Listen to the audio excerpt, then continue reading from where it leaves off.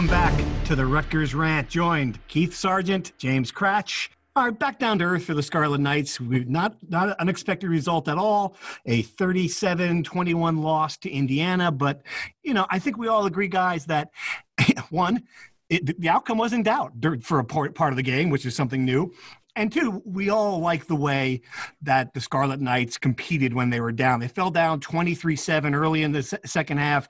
You started to sense that Indiana obviously was showing that it was a better team. It was one of those situations where you thought they were going to pull away, and instead of surrendering and absorbing the inevitable 45-7 loss, we saw what a Greg Ciano team's going to do in that situation. They're going to fight to the end. And of course, the ending was nothing short of spectacular, even if it didn't count. Sarge, what were your main takeaways from this game? I mean, what did you like about the Scarlet Knights, and was there anything that concerned you? Yeah, kind of stole my thunder on what you wrote after the game. They played hard. The lateral hurt around the world was kind of emblematic of just how they never gave up. The concerning part would be the offense. And I think Cratch kind of brought it up in his film review, the epic, film review that, again, I think that might have been read around the world. If the lateral he's actually starting to talk, he's actually starting to coach the team in the film review, I've noticed, which is a new step for him, I think. But his main takeaway in that was, they've scored some points, but they have not really sustained a lot of drives. The first game, they were opportunistic. They were able to take advantage of all those takeaways. And, this past week, not too much from the offensive efficiency standpoint. Right. And I was going to say, Cratch, it's sort of a mixed bag on offense. I mean, if you took the numbers they had last year, again, we can't make comparisons anymore. This is not last year. I get it. But, for a quarterback to go 21-34 like Vedral did, 130 yards is obviously not going to reinvent the offense. But, it's still they showed some signs offensively, but just the consistency isn't there. No, as I wrote, we no longer go to the stadium each week and wonder, are they going to throw for 100 yards? Are they going to throw for 50 yards? Are they going to throw for 2 yards? Right. We're kind of past that point, but still, this is the lowest ranked, passing offense in the Big Ten. This is a team that's averaging under 4 yards a carry, lowest in the Big Ten. This is a team that's been outgained by 100 yards in both of its games. This is, and the truth is, you're more likely on any given Saturday to have 0 takeaways than you are to have 7. So I think that we really need to, obviously winning at Michigan State masked everything, and the offense is better than it was last year because last year it was like an extinction level event every time they took the field. But they're not there yet, which is fine. It's going to take some time. But I think that this week's game, you really had to kind of step back and say, okay, now we understand why Greg Ciano was pumping the brakes on expectations after they beat the Spartans, because this is still going to be a long haul. Right. And, it's funny, Sarge, when the game was over, I sort of felt worse about the offense than I did, 48 hours later. It was the opposite with the defense when I gave it some thought. And if you looked at what happened in that game, after a really good start defensively, when they held Indiana to those pair of field goals in the first half, Michael Penix Jr. did basically anything he wanted. Yeah, I think he finished his last 14 of 16 passes. He picked apart the defense. And, while the running defense is still good, I think you saw, some of the concerns that we had about this defense in inability to get a pass rush and trouble in coverage in the middle of the field, especially. That was a problem. The big plays would be the most concerning. And look, I mean, we talked about, we gave Greg Ciano a lot of credit for blitzing. That was something that we didn't see a whole lot of out of Rutgers football teams in recent years. But when you do blitz, it comes with a price sometimes. And what that leaves openings in the middle of the field. If you don't get to the quarterback, if you don't hit them, and a lot of times your cornerbacks are on an island. Indiana had some really good wide receivers. They took advantage of it. I think I counted 10 plays of 15 yards or more, which is a lot. Rutgers, a year ago was near the bottom of the Big Ten in big plays allowed. That would be an issue. But again, I think we're not going to see anything different from a Greg Ciano defense. He's going to be aggressive, and ultimately they're just going to have to, trust that their cornerbacks can excel in one-on-one coverage. Cratch, what did you see from the secondary and the coverage when you did the film review? I thought they were up and down. You know, I did think that the tackling was better from the secondary than it was against Michigan State, which I would think is definitely a plus. You know, my biggest takeaway from the film was there was a lot of rotating, you know, a lot of rotational stuff, lots of guys playing at Michigan State, and we saw that again on Saturday, but we're really starting to see with the defense, you know, who are the horses Rutgers can count on, who are the guys. And I felt that, especially on the defensive line, there was a big drop-off when Dwumfor and Julius Turner went out of the game. You know, I think there was one series, I can't pinpoint exactly when in my memory, but those two guys came off, and Indiana, you know, Stevie Scott basically ran for 10 yards up the gut, like the next play. Right. You know, I think we saw at the end spots, Onyechie and Tverdov both had great games. Those are the guys there. But if they're off the field, and especially with Mohamed Touré, you know, having to sit out because of the targeting penalty, they're going to kind of lose that pass rush up front. So I think, you know, same thing on the offensive line. You know, we talked all about the mixing and matching in Michigan State. They basically played the same line the entire game on Saturday. So I think we're starting to see who Rutgers has they can kind of count on and who they can't. I think, as we all expected, we're going to come to learn that the depth everywhere across this team is not good enough, not necessarily at a Big Ten level. So as injuries start to pile up, which is going to happen, you know, given this physical grinder of a Big Ten schedule, I think you're going to start to have to worry about, are we going to see major drop-offs when that natural attrition occurs? And that's a big concern, Sergeant. You asked Greg Ciano about that today. Just, you know, managing the 9 Big Ten games in 9 weeks, you know, with a team that doesn't have the depth at a lot of positions. You know, they've been lucky so far that they haven't had the kind of devastating injury that, you know, really, if you lose a guy like Julius Turner or Dwumfor, you know, you could be in a bad shape. I think that was Kratch who asked that question, but you know, I give you credit because not too many people actually think that I ask good questions. But wow. I'll take any credit. Yeah, I think it was Kratch who asked that question now. But to the point, I think he gives a lot of credit to Jay Butler, and Jay Butler, he obviously was, a must hire. He was the guy, the strength and conditioning coach who, started from Greg Ciano's tenure. They're very, very close. He gives him a lot of credit. He also talks about Dave McCune, who, again, there's a reason why Greg Ciano, got the band back together. He hired, a lot of the people who were part of his success from the first go around. Even, his equipment manager, Mike Kuzniak. I mean, he really trusts his guys.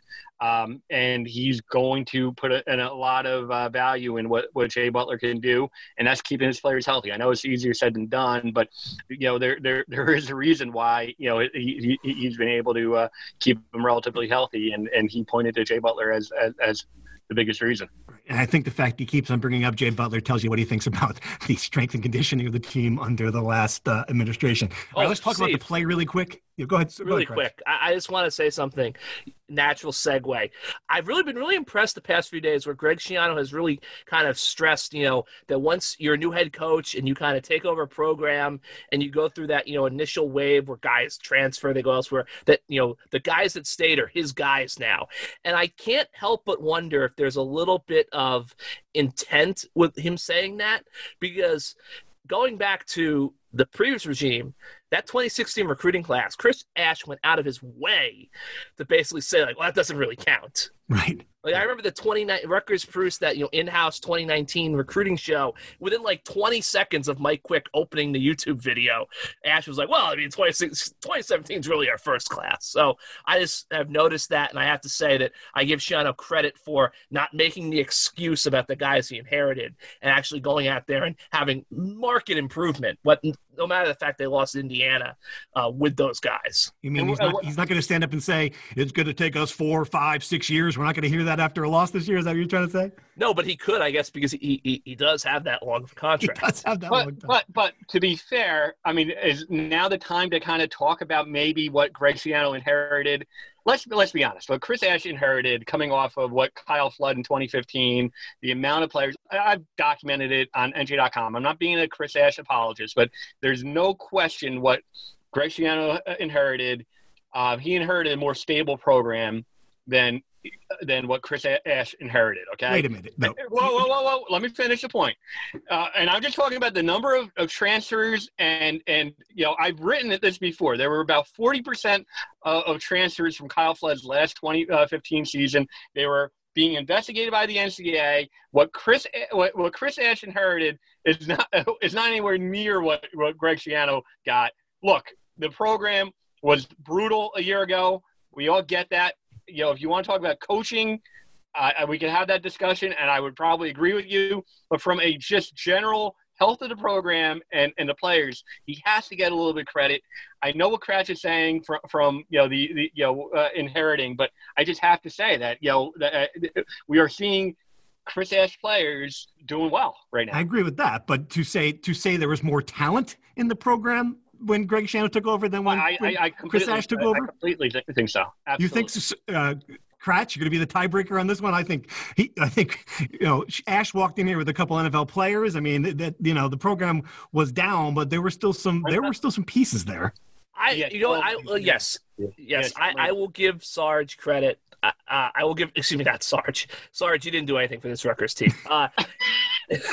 He helped get Kyle Flood fired. Does that not count? That's true. That's true. No, so I will say this. I think Sarge is right. Like, I look, in hindsight, Chris Ash did not leave the cupboard as bare as I thought he did.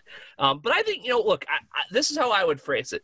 Chris Ash built – that sketch, that SNL sketch, it was like a Weekend Update sketch. It was like Horatio Sands right before everyone. It was like 2000. So this is really dating or 2004. Whenever the Olympics, I think it was 2004, when the Olympics were in Greece, and they were talking about there was a concern it wasn't going to be ready, and they had this diorama of the Olympic Village or stadium, and basically Horatio Sands tears off all the pieces, and so all that's left is the shrubs in the front. He's like, "Well, we got this up." I feel in some ways when Chris Ash got fired. That was a wild reference, Kratch. I thought Rutgers football was like that. We got the sign up that says Rutgers football, but now I will admit that I do think that at least half, 3/4 of the foundation was laid. But I do think it's still going to be a long climb for Greg. But I will say with Sarge, I do think that Chris Ash left behind some Big Ten caliber starters, but the depth is just not there because the recruiting was just not there. Is that fair? Yeah, that's fair. But Greg Ciano has brought in a lot of transfers. We've written about that. Brian Fonseca, a colleague, wrote about the 10 transfers from Big Ten programs. We all get that, but that's still only a very small percentage of the team. His most important offensive player and his most important defensive player he brought into the program, though. At this point, we can agree with that. Okay, yeah, I can agree. And defensive line that we've given a lot of credit to. Dwumfor, has maybe been the team MVP at this point. Obviously, another transfer, but again, if you look up and down the starting lineup, the majority are Chris Ash players. All right, we got a little tangent there. Good one though, a good healthy debate. I'm interested to see what Rutgers fans. Please send us a message and see who you side with in that one. All right, really quick, let's talk about the play, because what amazed me about this game was that the play that didn't count at the end of the game was essentially the only highlight that anyone in America saw of this game, which is another great thing for Greg Ciano, because that's what you want. You want to see that. Hey, it was exciting. It was funny. I mean, the NFL players were tweeting it. I mean, it really went viral. Kratch, you say it was a right call for it not counting? Yes, I agree. It was the right call. Sam Bretman, look, as I wrote in the film review, there's a reason why this is the last gasp desperation move, because it doesn't work usually, and that's not anyone's fault. It's just the way it works. I mean, it's very hard to have 8 laterals and have everybody be on their P's and Q's and behind the line or equal to the line. It's difficult. So Sam Bretman was a foot ahead of the line. That's just the way it goes. It's chaos. That stuff happens with this play. There's a reason why we don't do it every week. This isn't Little League football either. I mean, referees, the officials have to get that call right. That's the reason why you have film review. It's not like, a charity here where, okay, well, that was an exciting play. Let's just give it to him. It's not like he's going to have an impact on the game. No, that's not the way it works. It's not Little League football. So they had to make that call. Right, but it was wild. That's for sure. It was. All right, fellas, let's dive into true false. We got a few good ones for you this week, as you know. I'll give you a topic. You say true or false, and we'll discuss it at the end. First one, true or false? Noah Vedral is on a shorter leash than we think. Kratch. False. Sarge. False. All right, I'm going to go with you too on that one. False.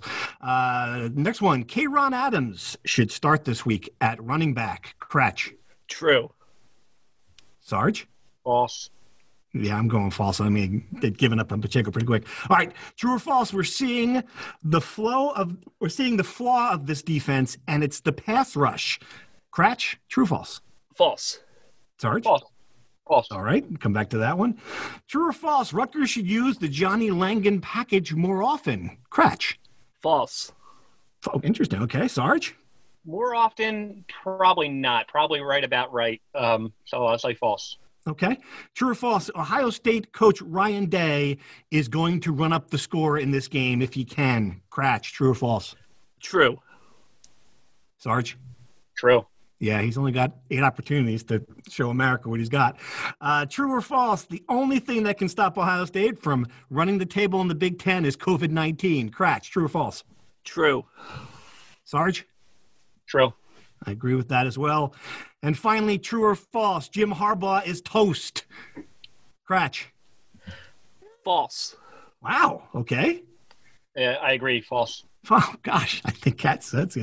Let's start there. Why do you? I mean, Michigan loses to Michigan State. He's only got one more year on his contract after this. What makes either one of you think that this thing is not going to end acrimoniously in Ann Arbor? So here's my take on this, and I think it's sort of like an existential crisis that I'm sure Michigan's dealing with, and a year from now or 2 from now, if things don't pick up there, I think Nebraska's gonna deal with this. If Jim Harbaugh can't get the Wolverines back to the mountaintop, who can? Yeah. But I think at that point, you just kind of have to maybe accept as a program, we can't do this anymore. Right. And I don't know if that's something that people want to necessarily, accept it there. And I also think too, I mean, he's zany, he's weird, but at the same time too, Jim Harbaugh's a Michigan guy, who, while he's had controversial moments, I can't off the top of my head think of any terrible, scandals or embarrassments that that program has had, so, at least in recent years. So, I just think it's a situation where if he doesn't want to go back to the NFL, and look, I'm a firm believer that if Jim Harbaugh said I'm leaving Michigan at the end of the season, half the teams in the NFL will be willing to fire their head coaches to hire him. But even then, you're going to get to a place and you're going to be there for like 4 years. You're going to tear through an NFL team like you tore through the 49ers. You might have success, but it's not going to last long. And so, I just tend to think that, A, this is, a guy as good as it might get for Michigan, and B, okay, so Michigan moves on from Harbaugh, or he decides to move on. Who's Michigan going to hire? Does a guy like Matt Campbell at, Iowa State want to go to Michigan, especially when everyone thinks Ryan Day is going to be in the NFL eventually? Are people just going to sit around and wait for that job? Because if you can get hired at Michigan, you probably have a good chance to get hired at Ohio State if you're Luke Fickell or Matt Campbell or any of those coaches. That's a valid point. All right, you guys both think that Vedral is established. I'm just surprised myself at the number of Rutgers fans who were like, well, let's give Art Zukowski a try here, given the fact that, Vedral really is doing a great job running the football, certainly, and he runs the offense well. And he's still, remember, fellas, he's still operating with the same receivers that were on the team last year. This is, other than Cruikshank, there's not a lot of guys who are getting separation out there. Sarge, you agree? Yeah, I think, well, first off, it's the nature of the beast. I mean, right.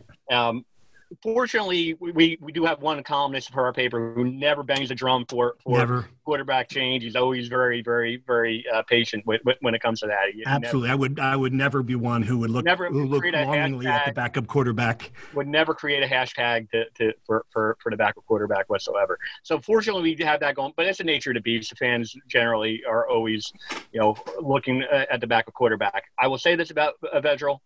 Wasn't good against Indiana. I think Cratch brought it up, and I was a little surprised that they didn't float the pocket as much. And I think one of the flaws with Vedral is he's 6'1". So I mean, he's going to have some passes batted down at the line. The way you avoid that is by floating the pocket a little bit. And we saw a couple of those plays where he did get out that he was able to have some success. You just look at his statistics from whether it was UCF or limited at Nebraska, or even what we've seen him with our own eyes. He's just way more accurate than any of the quarterbacks we've seen in the last couple of years, maybe since Gary Nova senior year. So I think he's going to have a longer leash than a lot of people think. I will say this, though, Sarge, to your point before, if Hayden Reddick had a coordinator like Sean Gleason, he'd be starting the NFL right now. That's how I feel about that. He'd be free. I don't know where he is. I don't know where he is now. If Hayden Reddick's out there, whatever he's doing, he's a free man. That's all I know. All right. I will add this about Vedral. There's a reason why they went with him. Besides, the attributes Sarge mentioned, that offensive line. Although I thought they after watching the film, they played better than I thought they did live in person. That's still an offensive line that's going to have protection issues, that's going to get the quarterback hit pretty frequently, although Vedral, contributed to that by holding the ball too long on Saturday. Even if you put Art in, there's no guarantee that you're going to be able to get the ball down the field with Art. There's a reason why they went with Vedral, because his skill set meshed with the limitations they have as an offensive line. The other thing I'll point out is the way this schedule is set up, there's really no okay, so where are you going to do it? Obviously, you're not going to go with Art heading into Ohio State. I mean, how is that going to benefit anyone if you make a quarterback change going into that game? Then you come back home for a winnable game against Illinois, assuming that they actually can field a team, because they have their own COVID issues now. And then you're playing Michigan the next week. So it's almost like, where is that kind of spot? It's not like a normal season where you've got a bye week or you've got, a stray non-conference game against, Buffalo, that you can kind of get well and ease into a thing. You have really you're boom, boom, boom, boom, boom. And I feel like at what point, if you're not going to bench, you can't bench Vedral this week, you're probably not going to bench him going to a winnable game against Illinois because the guy's already won a game for you. It just kind of gets tough in this sort of environment, unless there's an injury, to make a change like that. But you do think that K'Ron Adams has to get more carries in this offense after what he showed as a north-south runner. I mean, he looked great. Yeah, no, and look, when I say start on Saturday, I mean, I think, obviously Isaiah Pacheco's the best running back on a team. Right. But, if you're trying to instill this culture and, accountability and everything, and I think some of it was play calling, but there was just a lot of east-west dancing with the passes thrown and Pacheco running. K'Ron Adams has got the ball and he hit the hole downfield and he uses the bowling ball. I feel like, Ohio kid, you're going to a team that you don't have a chance to really to defeat on Saturday. See what the guy can do. Aaron Young didn't have as big of a role in the offense on Saturday. So I feel like there's clearly a role for K'Ron Adams, and maybe you ride the hot hand for a series or two to start the game. All right, let's dive into our Rutgers Insider questions. We have a new link, a new website URL, and so it's NJ.com/insider. If you want to sign up for our great thing, get some questions for us, be part of the conversation here for the Rutgers Rant, and even get text messages directly to your phone. All right, we got a bunch of them this week. Let me get right into them. All right. 3.5 wins. Are you taking the over or the under with this team? That's an interesting question. I got to feel like I'm still going under 3.5. Did you guys see anything from this team to make you think you would take the over? Cratch. No, I'll stick under. I mean, yep. I think Maryland's a winnable game. You don't know what's going to happen in that Champions Week game. I could see 3. I could see them beating Maryland and then, Illinois. I mean, heck, at this point, as I said, now we've got Michigan and Penn State coming here later in the season. Who knows what mental state those programs are going to be in. So I could see 3, but it's going to really take an extraordinary offensive kind of surge, I think, for them to be 4-4 going into that final. Especially with the way Maryland looks, Sarge. I mean, they now they've got a quarterback. They put up a lot of points against Minnesota, which was a surprise. I mean, what do you think? Where do you go with 3.5? Putting me on the spot. I'm going to say 3 does seem right, but I'm going to say over. I'm going to say 4. I'll give them the 4. Wow. What will be interesting to me is if they are more competitive than people think against Ohio State, they have a chance to be favored against Illinois, which I don't even remember the last time they were actually favored, in a Big Ten game beforehand. So I'll give them Illinois, and then Purdue. That might be tough. They look pretty good on the road, but Purdue looks okay. Maryland is probably going to be their best shot. Who knows what who they get in the in the December 19th game. Penn State, Michigan. I still think that's a big stretch 3 probably does sound about right, but I'll take the gamble. I'll say I'll take the over. Aren't you always the optimist? All right, next question. Why can't we get the tight end involved in the offense? Interesting point. I thought that, they brought in the kid from West Virginia. I thought he'd be more of a weapon. I mean, what's going on there, Cratch? What have you seen that's happening? I do think Giovanni Haskins, I thought, had a better day blocking on Saturday than he did against Michigan State. He was at a big block on Adams' run, a couple other runs. I think part of it's, unfortunate, the tight end is in Nebraska right now. Travis Vokalek was the guy. If he was still here, he probably would be, the featured, target in this passing offense with Bo Melton. But obviously, he left, and, they just haven't done a great job, recruiting that spot. I think Jonathan Lewis clearly is still kind of developing in that position, and then a guy like Matt Alimo, I think, was obviously a very heralded, recruit in high school, but it just hasn't necessarily translated to college success yet. But yeah, I just think that's a position where, going into the offseason, I think they probably need to try to add another grad transfer there, though it's always tough because you only have so many spots. But definitely needs to be a recruiting focus going forward for the Scarlet Knights, just because I don't think they really have the playmaker there that they need. Well, I remember when Chris Ash started, he wasn't going to have tight ends at all, so that's part of the problem. All right, so here's another good one. Can you guys discuss the Mohamed Touré disqualification? Do you agree with the call? Any repercussions for Touré? And how much? And he thought that was a turning point for the game. I certainly agree that it seemed like it was, that's a guy that really lean on to get to the quarterback, and they didn't get a lot of pressure after that point. Sarge, I mean, what happens now with Touré going forward? Crash might know. He might be able to correct me, but I think he has to sit out the first half, this week. Is that correct? That's what I thought too, but then other people are saying that they may have refined the rule to be that since he got ejected in the first half, that counts as the half, and the second half, obviously. I've been struggling to find a clarification, but I mean, look, I thought there was no malicious intent on his part, but yeah, it's targeting. I mean, he forearm shivered the quarterback in the head. You can't do that in 2020. So, I thought it was the right call by the textbook. It's unfortunate. I did think it had an impact because, as you said, he's a guy who has had success early on, kind of in that pass rush package on third down.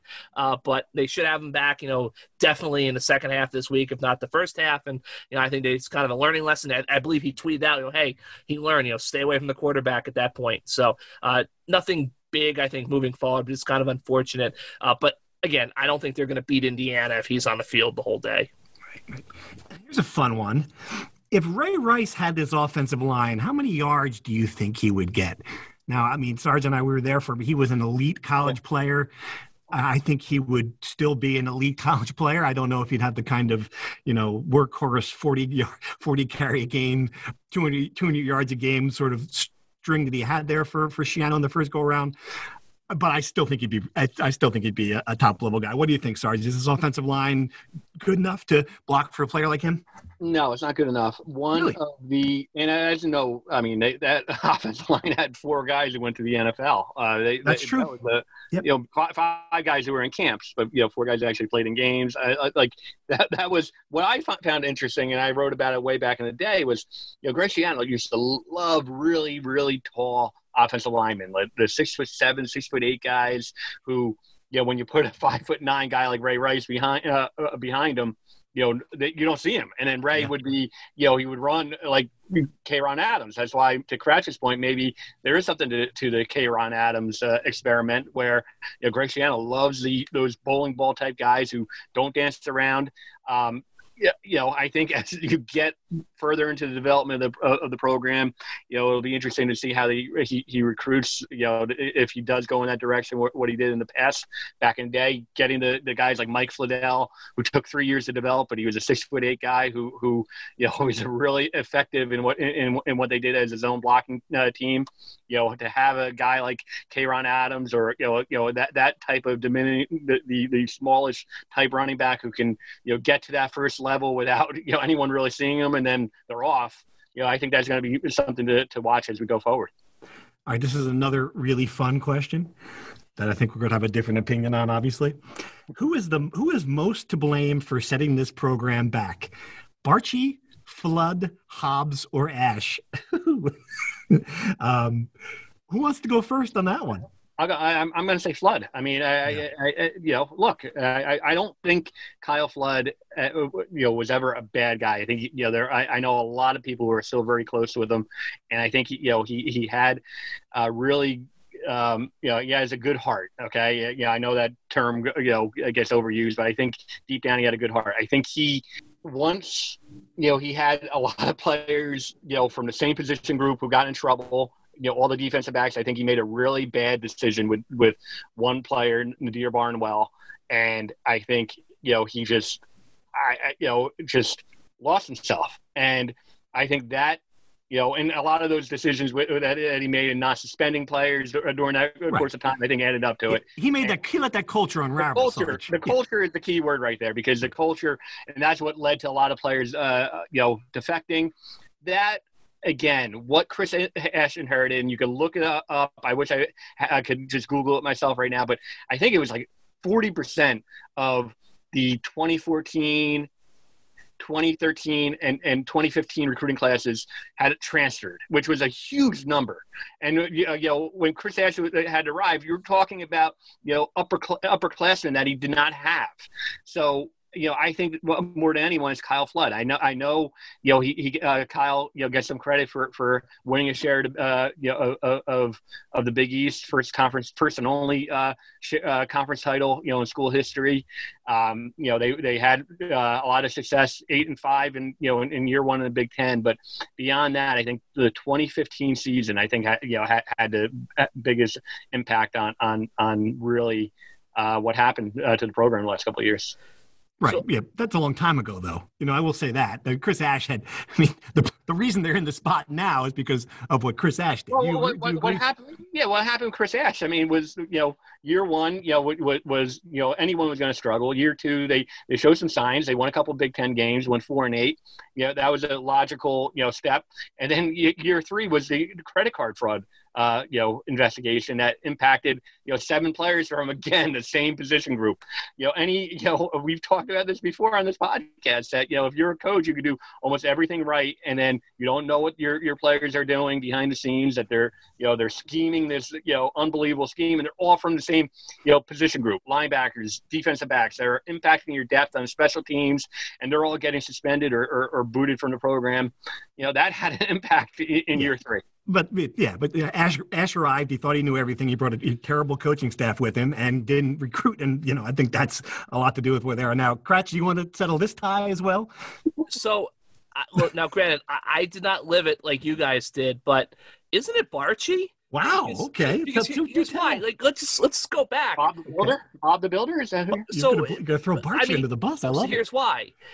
If Barchi looks at the videotape, doesn't Pernetti survive? Because, I mean, this is an honest question. Like, does Kyle Flood unravel if Julie Herman is not the AD? It just seems like if there was a more competent athletic director next to Kyle, it doesn't get so out of control potentially. That's possible. And remember, Julie cut Kyle's legs out from under him trying to fire him in 2013. Right. So then Kyle loses his recruiting class, and they kind of stabilized by the 2014 season. But still, I think there's no – and, Barchi, just again and again did not realize that, until finally, I guess, in theory, like Rutgers finally accepted its status. This is how you needed to go in the Big Ten. But he was just along for the ride at last during the coaching search. So, yeah, I would say that there's an argument to make that it's Barchi simply because if he – handles the Mike Rice situation better, Pernetti doesn't get fired, and even Pernetti's not the AD forever, you probably have a totally different AD search, and you have an AD that maybe puts some guardrails on Flood and says, oh, Kyle, like, we can't do this. Mm-hmm. Yep. The other thing I'll say is I think there's a lot of ways to debate, how Pat Hobbs – I never faulted Pat for – again, I wasn't living it. I got to beat, by Chris's second year. I don't think – in hindsight – hiring Chris Ash at the time makes sense. Here's a young defensive coordinator who just won a national title. He's got a nice family. Urban says he's good. Barry Alvarez says he's good. He says all the right things. He's passionate. makes total sense. Now, obviously, it didn't work out, but I don't think that it's not like there are some hirings, like, not to cross over sports, like when the Jets fire Adam Gase, there's going to be a lot of people who say, no one ever thought this guy was going to work. But there's no reason to look back in hindsight and be like, that was just the most ridiculous hire in the history of mankind. But no, I will say Bartsch just because it almost feels like everything kind of trickles down from the Mike Rice situation. I love the fact we all answered this question differently, and we're all pretty much right. That's a good part about it. They're all to blame. All right, we got a couple more, and then we're going to get to the Ohio State preview. A bunch of people want to know about this Rutgers secondary, if the problem was that just Indiana's receivers were that good, and they kept on getting open late in the game. A specific question that Izzian struggled in the slot. I realized the base D, but why not put in the third quarter Max Melton or slide Avery into the slot to match up with the best receiver? Cratch, what do you think about the second? I thought it was going to be the strength of the team. It did not have a great game. Well, I mean, I didn't have a great game, but I go back to the depth issue. I mean, of all the positions, I think, groups we looked at, that was one where I wrote a lot. Like, there's depth concerns. Yes, you could put Max Melton on the field, but he's a true freshman who's playing in his second college football game, and he had no spring practice. He looks the part, though. I mean, he looks the part, but you also have to remember that, too. I mean, they don't have a lot of depth at safety. They don't have a lot of depth at cornerback. And I think it's also probably with some sort of fatigue issue because Michael Penix didn't really turn it on until later in the game, and he really turned it on midway through the third quarter into the fourth quarter. So I have to think that there was some sort of gradual buildup where they just kind of maybe were a little bit gassed at the end. All right, let's jump into the Ohio State preview. Greg Ciano facing his old team. This matchup, to say the least, has not been good for the Scarlet Knights since they joined the Big Ten. I don't see many reasons to think it'll be any better this time around. I watched most of the Ohio State-Penn State game. I mean, and that Penn State's the second most talented team in the Big Ten. Ohio State just did whatever it wanted to in that game. I think that's probably be the case again. Sarge, do you see any reason to think this is not going to be a 50-7, 50-0 kind of game? Is there something here that makes you think that maybe this matchup will go better for Rutgers than it has in the past? Here's what I think. I think there will be a moment early on where Greg Ciano punches Ohio State in the mouth, proverbially, of course. But I think there will be something that Greg Ciano comes up with because he knows Ryan Day and, he knows the personnel. I think he's going to come up with something early on, and we're going to be like, whoa. I think it's going to be more competitive for the first half. I think ultimately comes down to Ohio State in any of these matchups. They've scored no fewer than 7 touchdowns in any of these games. And I think, Justin Fields is at an all-world level now. 87% he's completing passes at. I mean, it's just crazy. It is unreal against, legitimate opponents too. So I think they're just too good. I think it's going to be more competitive, but I think ultimately we're probably going to look at like a 49-20 maybe. 20, okay. Ohio State win. 20 points. 20 is a big number there. I have to admit. Cratch, I mean, do you think do you agree with Sarge that this game there'll be a moment when Ciano punches them in the face? No, I think there definitely could be. I mean, I always kind of go back to 2 years ago, 2018, when they were in Columbus, the game where Art Sikowski almost got killed by Nick Bosa. That opening drive, like when Ciano was defensive coordinator still, they had McNulty had a couple of plays that were going to work, but they just didn't have the talent on the field. They had like a drop, a false start. Like they just didn't have the ability to execute it. I do think Sarge is right. I think this team and this coaching staff, they're going to get out there and they're going to have something and they're going to execute it. And, they're going to take a 7-0 lead, or they're going to get a turnover, or something like that, or they're going to block a kick. I keep waiting for that to happen. Yep. But that being said, I just don't think they have enough yet to sustain it. This is still a long haul. I think that Rutgers fans can wake up on Sunday morning and believe that they're going to beat Ohio State someday, even if Saturday night is ugly. But I tend to think it's going to be pretty lopsided. I think Sarge is right. Like 49 sounds about right for the Buckeyes, but I'm thinking like, 7 or to 13 for Rutgers. So I'll say 49-10. That sounds. I'm going right. 56-7. I think that, and it's just there's nothing against nothing wrong that Greg Schiano's not going to it's not going to say anything about the state of the program. That's just where they're at. They're just so far from being competitive with that team. No one in the Big Ten is competitive with that team right now. And we might discover this year that no one in the country is. I mean, I watched some of the Clemson Boston College game.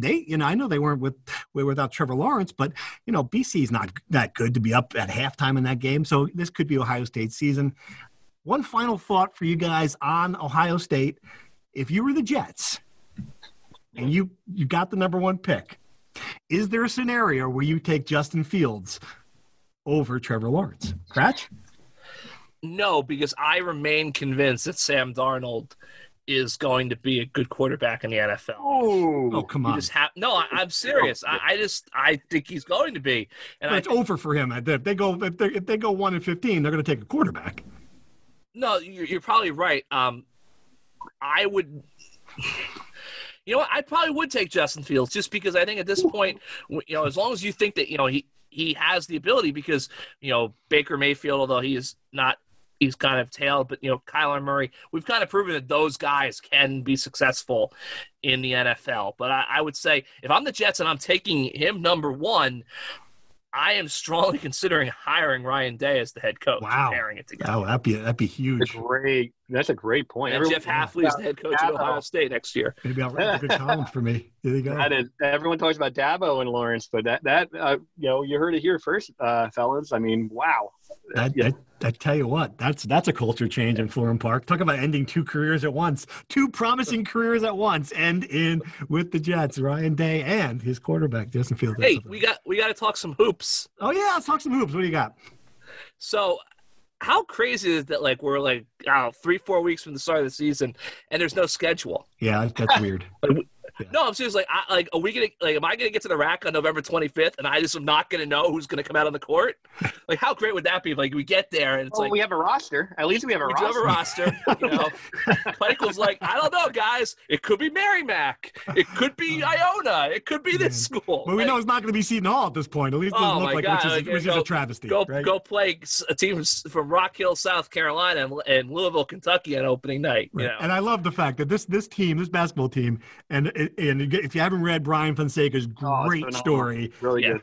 I mean, about Miles, there's just a colorful group of people. I mean, the fact that they're taking shots at Seton Hall for dodging them. I mean, Geo Baker and Ron Harper are just needling them on social media.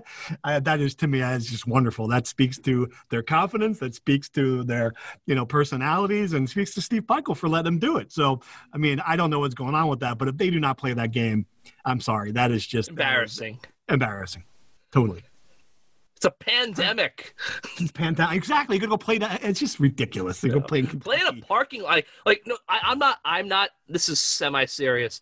Play the game outdoors. Throw up a tent in the parking lot at MetLife Stadium. Throw a court down. Get some heaters. Get it done. I like it. All right, we'll call it the James Cratch Classic. All right, any final thoughts? Are we going to know who the president is when we have the podcast this time next week? What do you think there, Sarge?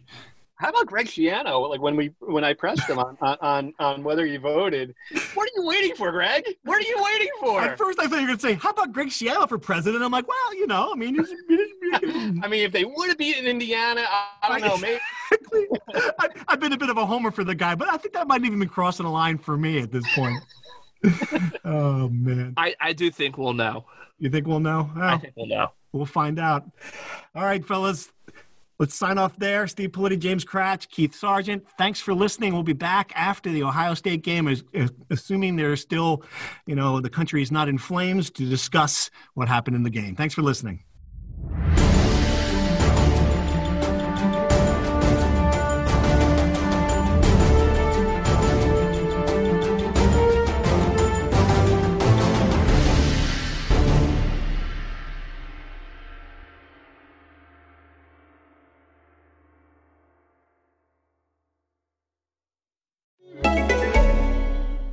Did you know that with Drizzly, you can get drinks delivered to your door in under 60 minutes?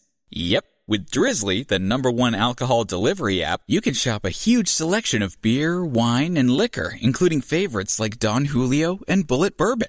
Plus, you can shop across multiple stores in your area to find what you want at the best prices. Download the app or visit drizzly.com. That's DRIZLY, and use code SAVE to save $5 on your first order today.